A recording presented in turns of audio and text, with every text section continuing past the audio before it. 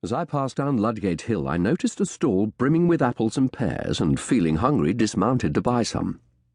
As I stood feeding an apple to Chancery, I noticed down a side street a crowd of perhaps 30 standing outside a tavern, murmuring excitedly. I wondered whether this was another apprentice moonstruck from a half-understood reading of the new translation of the Bible and turned prophet. If so, he had better beware the constable. There were one or two better-dressed people on the fringe of the crowd, and I recognized William Pepper, a Court of Augmentations lawyer, standing with a young man wearing a gaudy slashed doublet. Curious, I led Chancery down the cobbles towards them, avoiding the piss-filled sewer channel. Pepper turned as I reached him. "Why, Shardlake! I have missed the sight of you scuttling about the courts this term. Where have you been?" He turned to his companion. "Allow me to introduce Jonathan Mintling, newly qualified from the Inns, and yet another happy recruit to Augmentations. Jonathan, I present Master Matthew Shardlake, the sharpest hunchback in the courts of England." I bowed to the young man, ignoring Pepper's ill-mannered reference to my condition. I had bested him at the bar not long before, and lawyers' tongues are ever ready to seek revenge. "What is passing here?" I asked. Pepper laughed. "There is a woman within said to have a bird from the Indies that can converse as freely as an Englishman. She is going to bring it out." The street sloped downwards to the tavern, so that despite my lack of inches I had a good enough view. A fat old woman in a greasy dress appeared in the doorway, holding an iron pole set on 3 legs. Balanced on a crosspiece was the strangest bird I had ever seen. Larger than the biggest crow, it had a short beak ending in a fearsome hook, and red and gold plumage so bright that against the dirty grey of the street it almost dazzled the eye. The crowd moved closer. "Keep back!"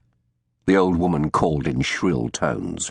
"I have brought Tabitha out, but she will not speak if you jostle round her." "Let's hear it talk," someone called out. "I want paying for my trouble," the beldam shouted boldly. "If you all throw a farthing at her feet, Tabitha will speak." "I wonder what trickery this is," Pepper scoffed, but joined others in hurling coins at the foot of the pole. The old woman scooped them up from the mud, then turned to the bird. "Tabitha," she called out, "say, 'God save King Harry.' A mass for poor Queen Jane." The creature seemed to ignore her, shifting on its scaly feet and eyeing the crowd with a glassy stare. Then suddenly it called out, in a voice very like the woman's own, "God save King Harry! Mass for Queen Jane!"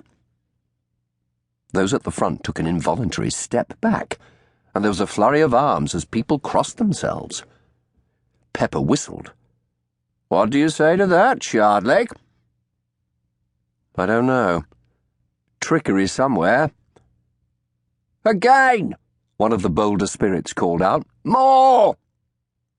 "Tabitha, say, 'Death to the Pope, death to the Bishop of Rome.'"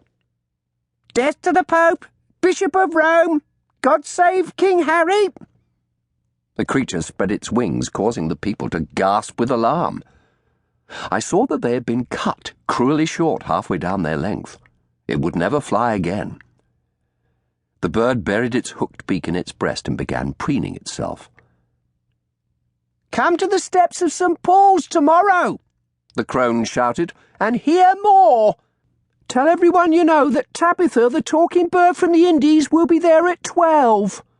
Brought from Peru land, where hundreds of these birds sit conversing in a great nest city in the trees."